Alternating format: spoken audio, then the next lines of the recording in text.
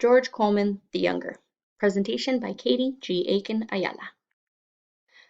Born out of wedlock in October 21st of 1762 to George Colman the Elder and Sarah Ford, George Colman the Younger was bound for the theatre. Although he had a successful life as a playwright and manager of several theatres in London, this was not the life that the elder had hoped for his son. Colman the Younger's father preferred he had a future in law and did not want the younger to follow in the elder's footsteps, a fate the elder had escaped from himself when his uncle and guardian, William Pulteney, Earl of Bath, wanted to push the elder towards a life as a lawyer. Colman the Younger's mother, a former actress, was only present for the younger's youth and sadly died of an accidental self-poisoning on Good Friday, March 29th of 1771. Throughout the course of Colman the Younger's educational career, Colman the Elder constantly attempted to evade repeating his fate until he finally gave in the 1780s and publicly introduced Colman the Younger, the playwright and dramatist, in 1783 to the public.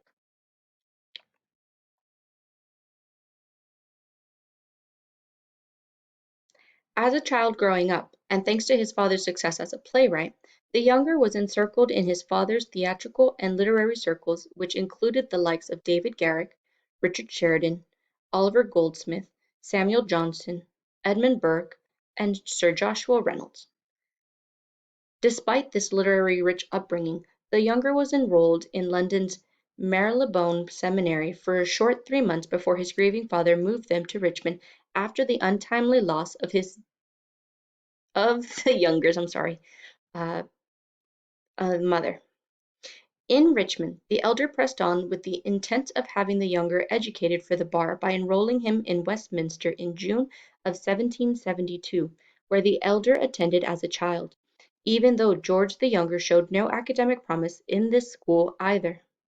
Quite frankly, George the Younger was a lousy pupil, only doing enough to pass his courses. He did not try to exceed or show his true potential in any school his father enrolled him into. Despite this floundering academic spirit that Colman the Younger possessed, Colman the Elder continued his pursuit of making the younger a lawman and enrolled him at the Christ Church College at Oxford in 1780. While his father managed different theatres throughout this time frame, the younger was constantly around plays and also took on some roles in amateur productions. And with his proclivity with actresses, the younger was sent to Aberdeen, Scotland, to attend King's College in 1781. It was in this attempt to keep George the Younger away from the theatre and the actresses that he began writing, although his first publication is all but lost. The Man of the People, a satire written about English statesman Charles Fox, propelled his heart's desires to become a dramatist. His first play and failure, The Female Dramatist, which premiered for only one bleak anonymous night under the Elders Productions in Haymarket in 1782. Such a failure no one purchased copies except for Colman the Younger. After these preliminary flops, the younger was not deterred and went to work with Samuel Arnold to produce his first hit, 2-in-1, in the spring of 1783, which later premiered in June of 1784 in London, ran for 18 evenings, and included a prologue by Colman the Elder in which he formally introduced Colman the Younger to the public. Note that the Colman the Younger's confessed method of composition, haphazard scribbling with no plan or direction, left his plays with no coherence, but appeared to appease the audience.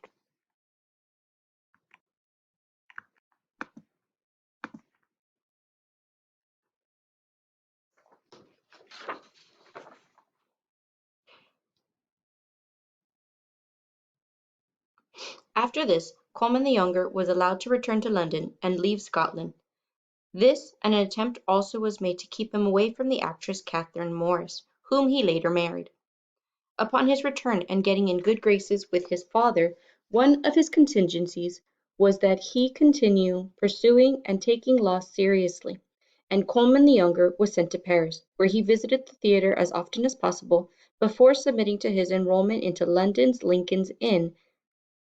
However, in this final attempt and effort, it only lasted a term before Colman abandoned his father's hopes completely. During this time, He covertly married Catherine Morris and also wrote Turk and No Turk months later in December of 1784. Both of these things were kept from Colman the Elder for a respective amount of time. The play was kept hidden for a few months, and once Turk or No Turk showed promise, Colman the Younger sent a copy to Colman the Elder, who saw promise in it and premiered the play in 1785. The play ran for 10 nights and broke even, but was not the success Colman the Younger was after.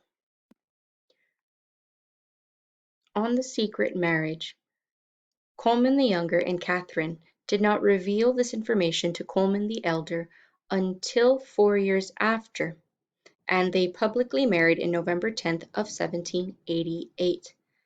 On a personal level, George Colman the Younger was a private man and kept his wife out of the public eye. So much so that little is known about her afterwards since she became invincible to the public eye. But it is known that she no longer acted after this time frame. However, it did not take long for George Colman to begin a public affair with the actress Maria Gibbs, who he later married in 1809, 8 years after separating from Catherine Colman in 1801.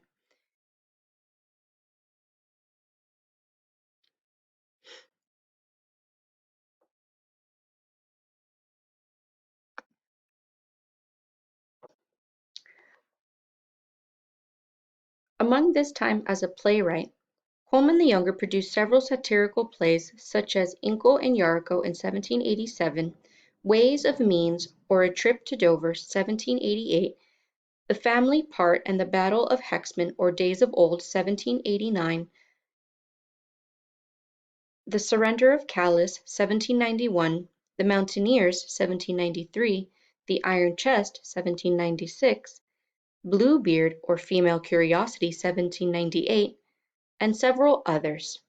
It is noted that during this time, as well as a playwright, he took on time as a manager while his father, George the Elder, was recovering from a stroke that he suffered in 1785. Although the elder was able to recover, it was not but a few short years until 1789 when he took a turn for the worse and was proclaimed insane and died in 1794, which led to Colman the Younger to take over management of Haymarket, which altered the Younger's future. Shortly after his father's death, Colman the Younger took on being the licensed manager of Haymarket Theatre. Colman the Younger's lavish lifestyle affected Haymarket extensively despite his success as a playwright, as he managed Haymarket from 1805 to 1818 and caused financial difficulties for the theatre before walking away from it and took on a new role in society.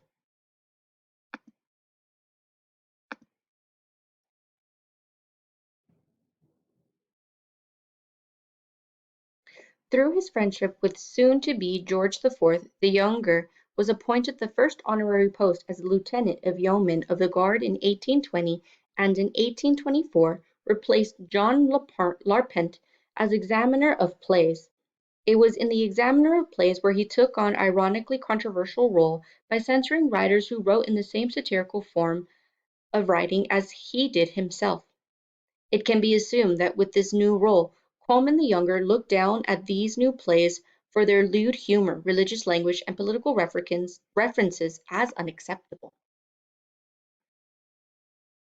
During this time as an examiner of plays, um, the Younger received backlash for censoring others who wrote in the same controversial manner that gained him his success. Um, and a few short years after that, complications caused by gout made him become ill in February of 1830. He was able to recover, but unfortunately enough succumbed to his illness in October 17th of 1836. Reverting back to the story that we are focusing on, Bluebeard is a satirical play about misogyny, or possibly interpreted as Colman the Younger's portrayal of stereotypical masculinity overthrowing the oppression of women. With the play of Focus, Colman the Younger ensured its success by strategically premiering a time when the Christmas harlequinade would bring in most of the theatre's income. Bluebeard costed over £2,000, and Colman the Younger paid every detail in ensuring to bring in the masses. When it moved to Turkey, Colman brought on an Oriental cast. Over time, there have been many editions of Bluebeard, including the 1811 revival, which includes the use of horses to mimic the sound of roaring in the scene, which is, and I don't know if it's going to let me do it, the scene before this one. Give me 1 second. Yes, sorry guys. This is one of the film or one of the portraits that I found that kind of gave a scene from the play. Um, and in my research looking for the mechanical horses, right? I found that in the 1811 revival of Bluebeard at Covent Garden, 16 white performing horses were used to thunders of applause. This play, being one of the most popular, has been reimagined several times, um, and continues to be a discussion about misogyny and about sexual curiosity in the idea that men are allowed to and women are not. Um, I hope that we enjoyed my video. Sorry that it did kind of faltered there with all the weather and everything, but thank you guys.